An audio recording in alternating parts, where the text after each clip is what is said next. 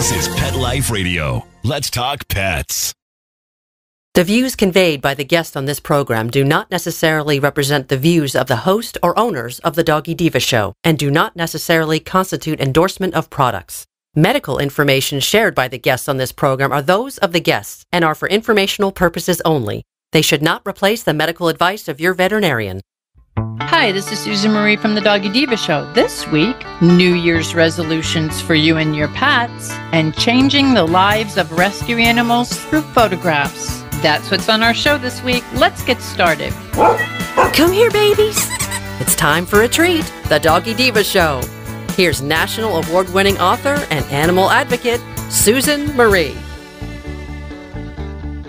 Hi, welcome to the Doggy Diva Show, the show for animal lovers. I'm your host, Susan Marie, and as always, I'm joined by my canine co-hosts, the Doggy Divas themselves. Thank you for joining us today as we bring you the experts in the pet and animal world right to you. Contact us at thedoggydiva.com. That's the DOGGYDIVA.com. We love hearing from you. So go grab a cup of coffee and your pet's favorite treat, and we'll be back in just a moment. Take a bite out of your competition. Advertise your business with an ad in Pet Life Radio podcasts and radio shows. There is no other pet-related media that is as large and reaches more pet parents and pet lovers than Pet Life Radio. With over 7 million monthly listeners, Pet Life Radio podcasts are available on all major podcast platforms, and our live radio stream goes out to over 250 million subscribers on iHeartRadio, Odyssey, TuneIn, and other streaming apps. For more information on how you can advertise on the #1 pet podcast and radio network, visit PetLifeRadio.com/advertise today. Let's Talk Pets on PetLifeRadio.com.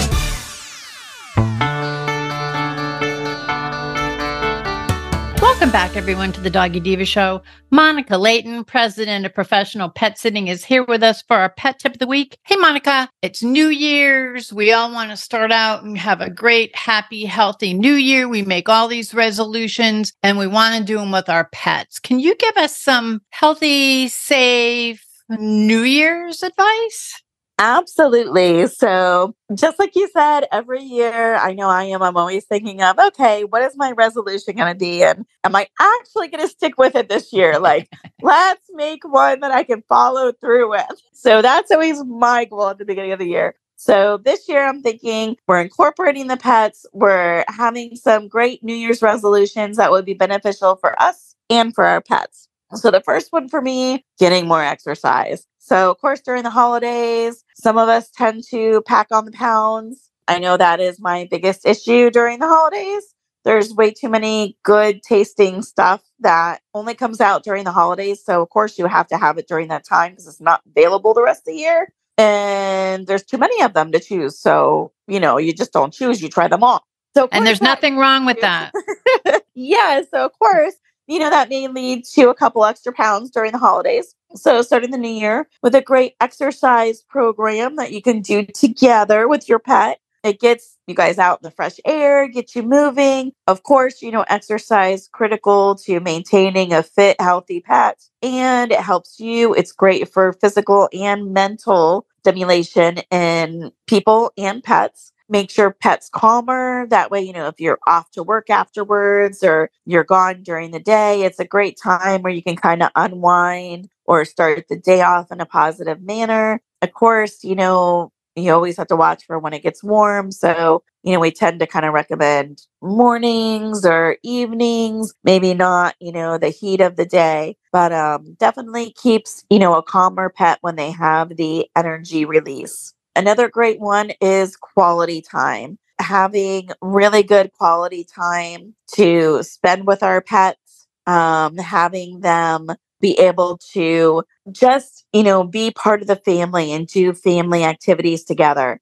Behavioral issues stem from boredom in our pets so often that if you can kind of give a little dedicated, even if it's 5 to 10 minutes a day more than what you're doing now, tossing a ball, playing with a laser pointer, just some kind of quality time and, stimulation for our pets can mean a world of difference to them and, their behavior and well-being. Next, of course, veterinary care and wellness. As each new year comes, we all become a little older. Our pets are included in this. So making sure that, as our pets age from year to year, that we're definitely, taking care of any of those. It's a great time at the beginning of the year to kind of go through your pet checklist, kind of prepare for the unexpected, have it be a good time to start your pet disaster kit if you haven't had one already and checking through that. It's a great time to check your pet records, to check your ID tags, make sure they're up to date, make sure they're still current,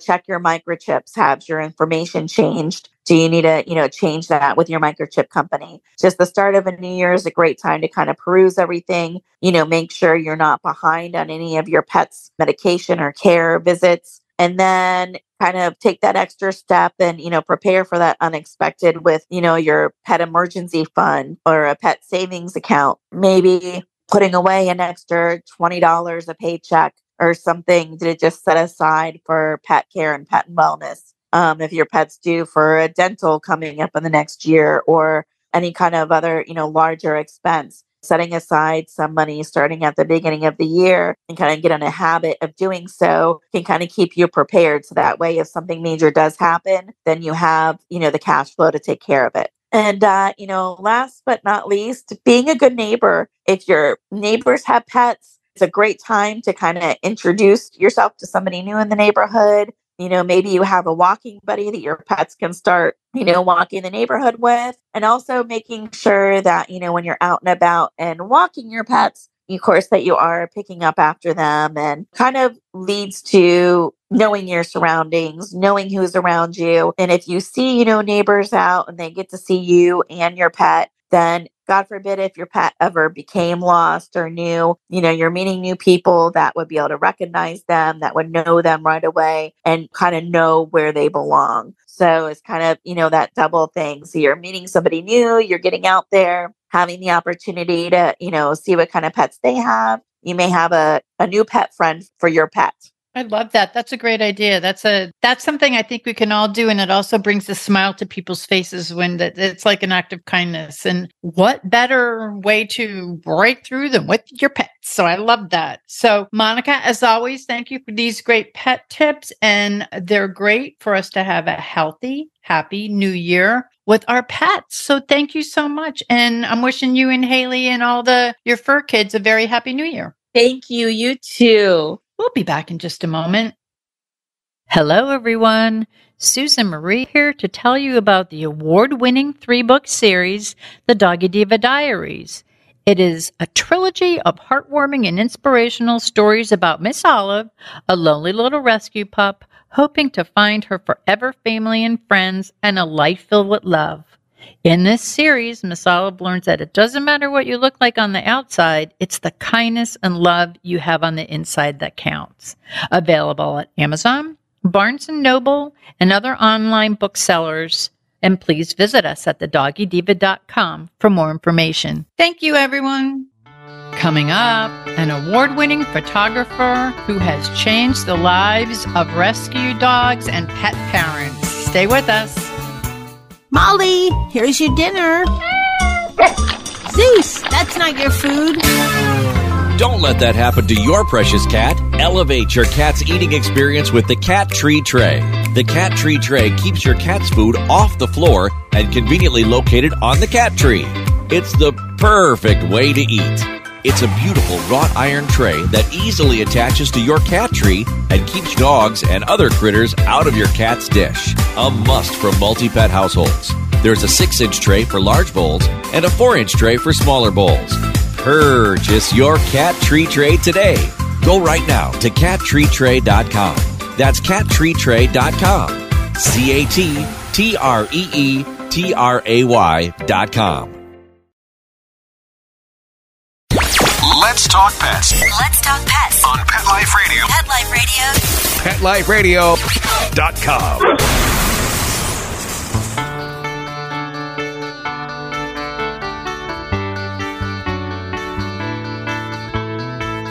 Welcome back, everyone, to the Doggy Diva Show. Greg Murray is an award-winning lifestyle, commercial, portrait, and editorial animal photographer. Greg is also an advocate for rescue animals, many of whom can be seen in his beautiful photographs and with their forever families. And in his recent release of Gotcha Day, Adoption Tales of Remarkable Rescue Dogs, we meet over 60 rescue dogs and their inspiring stories of their Gotcha Day finding their forever homes. Greg captures them all in remarkable candid photographs showing love, happiness, and that unconditional bond between their amazing pet parents and, of course, these phenomenal rescue dogs. We are so honored to have with us today Greg Murray. Welcome, Greg, to the Doggy Diva Show. Thank you so much for having me. I really appreciate it. It's great to be here.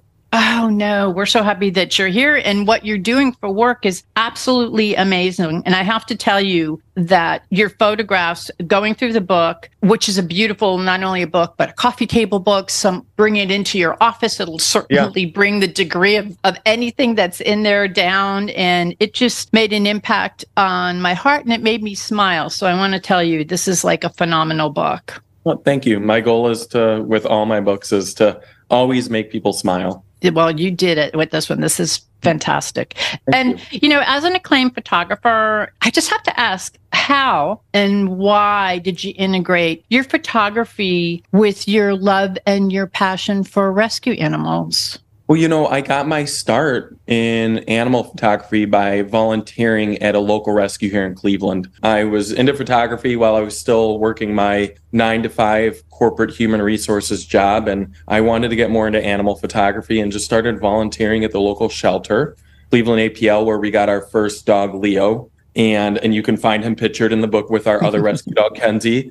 And that's kind of how I fell into getting my start photographing dogs, and then really kind of understanding the importance of helping and volunteering with rescue animals. To be honest, I wasn't too involved with the rescue community prior to 2012, and it just kind of all fell into place then. And, I haven't looked back. Rescues are a big part of my work and a huge part of my books. Yeah, you can tell. Now, what was your inspiration for Gotcha Day? And what was the message that you wanted the reader to capture? And looking at these beautiful photographs, the way you photographed them was very subtle, but you captured the look in their eyes. I mean, it was just beautiful. What was your goal in doing this and your inspiration? Originally, here's my original idea for the book. I wanted to literally photograph people outside in a studio environment at the shelters the minute they adopted the dog. But with time, I learned that would just be too many moving parts and would be pretty challenging. So I wanted, basically with this book, I wanted to capture the moment, the feeling, the connection between the human and their newly rescued dog. And since we couldn't do a day of, I decided, we'd capture these. Most of these dogs, pretty much a lot of them were photographed within a couple weeks of being adopted, some of them a couple months. And I wanted to capture that connection. I wanted people to see, like you just said, their eyes, how lucky and happy these animals are now, these dogs, now that they're in a forever home. And some of them came from really challenging situations. Some were just puppies, surrendered litters. But the main goal was to capture that connection, the happiness of the animal shortly after they were adopted, just to help promote adoption. A lot of people that probably get these books already are big proponents of adoption, but maybe some people aren't. And anything I can do to change people's minds, and hopefully, even if this book helps one person and go to the local shelter instead of a breeder, that's a big win. No, and that's what the show's about. We're all about rescue. What you just conveyed was absolutely beautiful. And I just want to tell you something quick. I'm going to ask you a question about the book in a second, but I actually brought it into our offices where I work. So because it's kind of a stressful area, and just looking at the pictures and reading the stories, sort of, I kind of told you that it touched my heart and made me smile. You see some people who have some pretty serious things going on, and they look at the book and you could just see the smile smile, and you could just see almost like the stress lifts from them once they read these stories. And also the way the stories are written are very uplifting. I mean, there's a lot of impact in them, but they're very uplifting. I just wanted to ask you, could you share a few stories of these rescue pups with us? Yeah. Well, I think I'd have to start with I don't want to say my favorite, but one that really sticks out to me happens to be the dog that's on the cover of the book. And that's Nugget. And I did not choose, it just worked out this way. My publisher, I take the photos, send them the writing, and they do everything. They know what would make a great cover, and they happen to choose this dog named Nugget. And Nugget has a really neat story. The reason I love the story so much is because I'm very connected to this story. I'm very involved in this story. Nugget was at the local shelter, which is a couple blocks from my studio in Cleveland. And it's pretty much all pit bull type dogs. If they don't have a pit bull type dog there, it goes usually other local foster-based rescues in the area will pick those other dogs up. Anyways, every few weeks I photograph a dog for the shelter just to help get it adopted. And Nugget came into the studio. Her name was Michaela. And I have never seen a dog so terrified in my whole life. This dog was just shut down, and the shoot lasted maybe 5 to 10 minutes. I maybe got 3 or 4 photos. And to help promote Michaela, I had to Photoshop, when dogs, their ears are back, they obviously look nervous. Mm-hmm. So I had this really great photo of Michaela, but her left ear was down and she looked nervous. So I Photoshopped her left ear from another photo onto that photo. So both her ears were up. Mm. And then we put that photo out to promote her. And within a few days, someone saw that photo, went and adopted Michaela, named her Nugget. And this dog, when it got to this person's home, to Mary's home, she just opened up immediately. And long story short, she is a competitive dock diving dog who wins awards. It is just the coolest story. It is the neatest thing. I follow her on Instagram to see her go from just that shut down dog to living this amazing life on a huge property and going to dock diving competitions. And one reason I love telling this story is, and you probably know this, you can't, when you go to a shelter, you don't know, these dogs are barking, they're stressed, they're upset, they're in cages, they just want to get out. And I try to tell people you can't judge. You can't judge these dogs by just walking, down those hallways. You got to get them out and get to know them. And most often they're completely different dogs. And so I think that's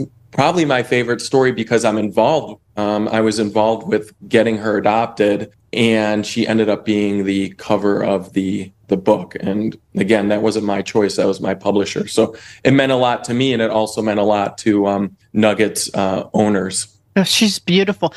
Really quick, I just want to tell a dock diving story. I had a friend, it was someone I worked with, who had adopted this dog. They wanted it to be a friend to their other dog. It was of the same breed, small breed. Mm. And he kept coming to me going, I can't get her trained. I can't. She's like wild. I can't, it's keeping my wife and my children. We're all like, my other dog's scared of her. And I said, just bring her in. So I brought her in. I met her and I said, would you like me to rehome her? I mean, is it something, I don't want you bringing her back to where you got her, which was at a shelter. Yeah. So he said, yes, take her. He said, can I meet the new pet parent, the new owner? And I go, yeah. So my friend has a pit bull rescue. My friend and I got together. We found this person. And so she said, I'll take her. So she does dock diving competitions, took the dog with her to dock diving. The dog was a dock dive. I mean, the minute she took her to the first competition, the dog goes flying. And I'm getting goosebumps, as she is the number one in her size right now. They just did an article about her in one of my local magazines in the country. And she could have been brought back to a shelter because no one knew that she had that gift. She had the gift. Someone turned her in. They don't tell you a lot about them. So that's why the picture of Nugget is like sheer joy, just bliss, beauty. And because I just had to share my little dock diving story. I thought that's really, it's really, I mean, I would never have, if someone told me the day that dog came into my studio for some photos to help get her adopted, that she would be this like pro dock diving dog. I would have been like, you're crazy. And it's really neat. And I'm a huge pit bull advocate. I did a book. One of my previous books was all about pit bulls. So to have a pit bull type dog on the cover is like, for me, even better. So, Well, and that's what I wanted to talk to you about next, because I know that you're an advocate for rescue. And I just told you that my friend, she ran a pit bull rescue, which I'm in Florida. Around here, it was a little dicey with pit bulls. And so she did a wonderful job with these dogs. And they are so sweet and so gentle and so loving. And they're beautiful. And looking through your book, you have a lot of large dogs and you have some pits, and of course the pitties on the cover. But I have to tell you, what was it that caught you into the big dogs, the pitties, the big dogs that you seem to love, that you also say that helped to inspire you further with your rescue work? I'm like super happy you asked that question because I love talking about this. When I started volunteering as a photographer at the Cleveland APL, there were, of course, in Cleveland, there's a lot of pitties. So the shelter had a lot of pitties. And then a few years after that, I'd say in 2014, my wife and I moved to Lakewood, Ohio. And that's where I was born and raised. It's just the first city west of Cleveland. At this point, I'm pretty involved in rescue, and I love photographing shelter dogs. And when we moved there, I remembered, that we had a pit bull band here in Lakewood. And the band started in 2008. And I was just so determined when we moved here to get very involved in pit bull type dog advocacy. Given my experience with them at the shelter, I'm a firm believer that every dog is an individual, no matter what it looks like. And if we treat dogs that way, we can get a lot of adopted. And I was determined then to get rid of the pit bull ban. And a very, very long story short, we voted at the polls, got some great council people in. A bunch of us advocated. We got our city in the news. I mean, it was awesome. It made national news, and we voted out people that were that supported the ban. I mean, we did protests in front of our city hall. You can Google Lakewood pit bull ban and see these just great video and articles on what happened. And we got rid of the ban in 2018. So 10 years later, the ban on pit bulls here in Lakewood, Ohio ended. So it's hard to believe it's been almost 5 years. And you see pit bulls everywhere, pit bull type dogs everywhere in Lakewood now, people adopting them. And it's the greatest thing ever. But yeah, I'd say like a third of the dogs people hire me to photograph are pit bull type dogs, because they are a majority of the dogs that are at shelters here locally. And I just love them, and I feel bad for them. And, I don't know how much you follow the news on these bans, but they're falling left and right around the country, which is really amazing. I think Miami or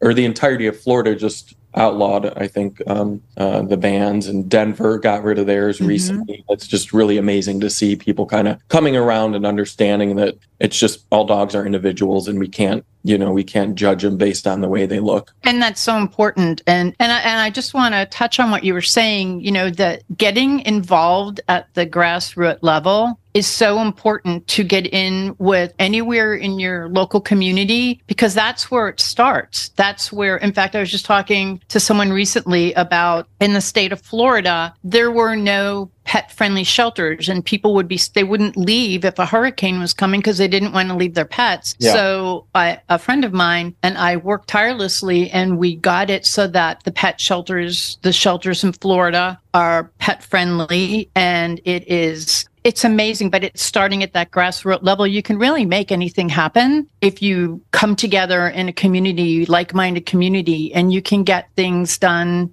in a way, kind of like the tethering laws. There's just so much that you could do at that level that's wonderful. And I am so happy that what you did. I've got to tell my friend Mary, she's retired from it now, but pitties are her babies, so she loves them. Yeah, it was a perfect example of, like you said, there were that core group of people that kind of organized things. We did yard signs, and it was really amazing. And people understood that if we kept packing those council meetings, get that group of people, 100 to 200 people, and you just it's a lot of work, and it's very stressful, and it's not easy, but it can be done. It takes a significant amount of effort to change those laws. I tell people it's easy if you do these things that are very hard.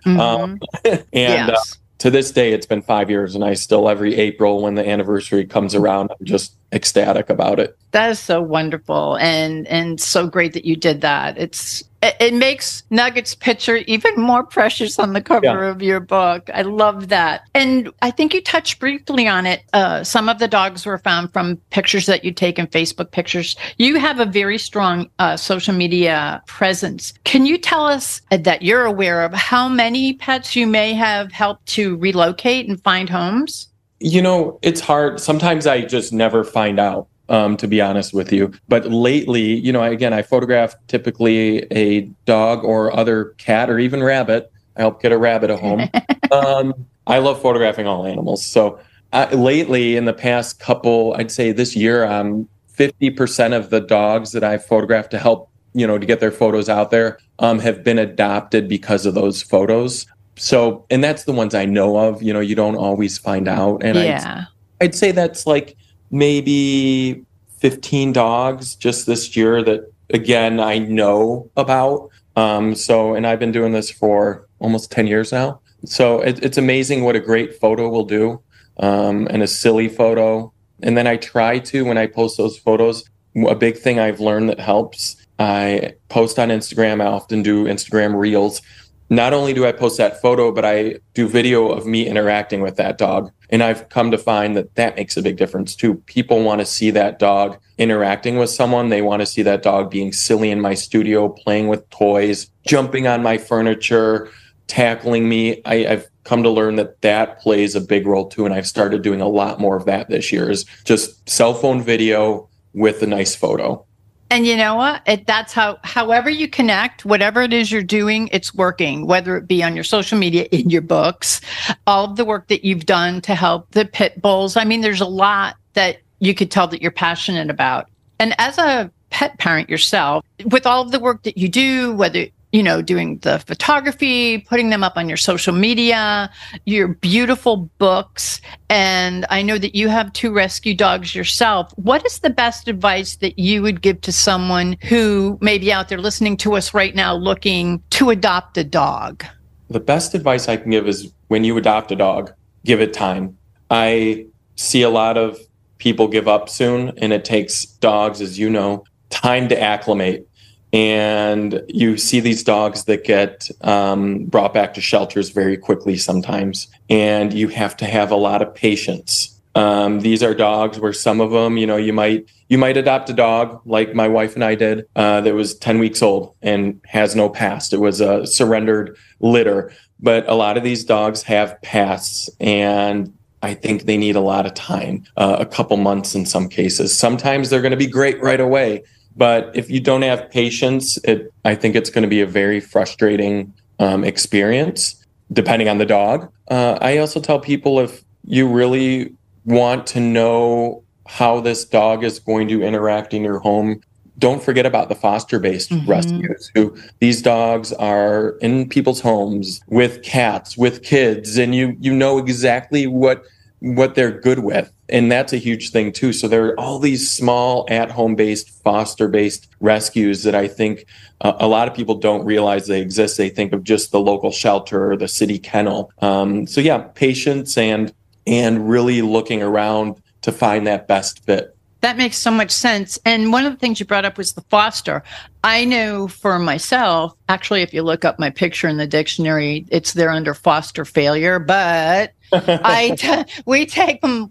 We just lost 2 dogs within a year of each other. One was 15 and one was like almost 18. So our hearts were like totally broken. And we had an offer to foster a dog that was totally unlike any dog that we've had in our home. And we brought her in, and they do need work and they do need attention. And each of them has their history, but we don't know what the history is. So as a foster parent, you kind of learn that stuff, and you could share it. If, when you adopt the dog, if you adopt the dog, I keep the dog. I'm a terrible foster mother. Like my husband always goes, no, we need to just like foster. Let's see. And then, maybe, no, okay, that's what we'll do. And then 15 years, 16 years, 18 years later, we still have them.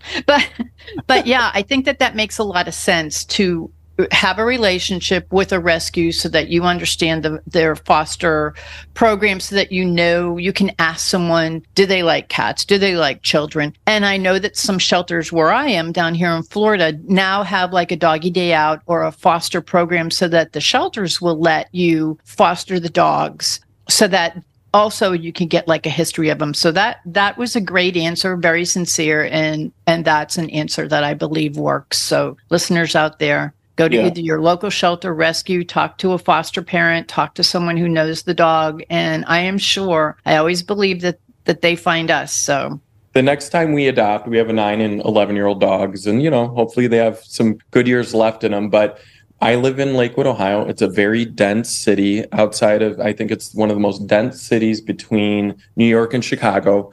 And we need a dog that walks really well on a leash, because there are lots of people, lots of other animals, lots of other cars. I mean, it's so busy everywhere you walk. So when we adopt next time, that's one of our big things is, does this dog do well on a leash in a busy environment? So that's just a kind of a quick example of what we will look for.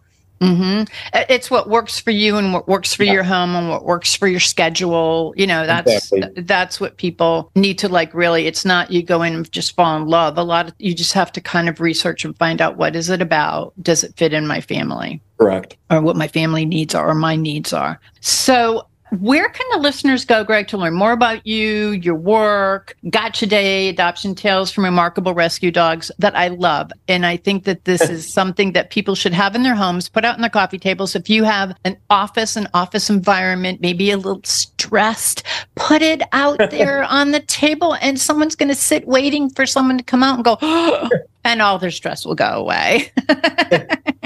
Thanks for asking. So my website is gmurrayphoto.com. That's GMURRAY photo.com. I'm on Instagram at the Greg Murray. And you can find all the information about my books there, but they're available pretty much everywhere books are sold. I do encourage people to support local, and so great places to buy books. You can go to your local bookstore, and if they don't have my books, they will order them for you. You can go to bookshop.org, and if it's easiest, and I'm guilty of it, we shop on Amazon. You can get all my books on Amazon and Barnes and Noble, pretty much everywhere. That's great. And I like that you support the small book owners. That's so important in a community.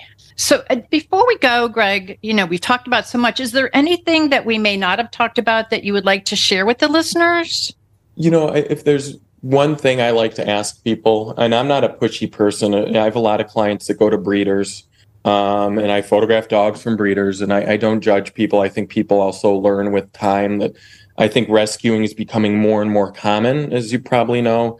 I ask people the next time they're going to look for a dog to just take a walk through your local shelter.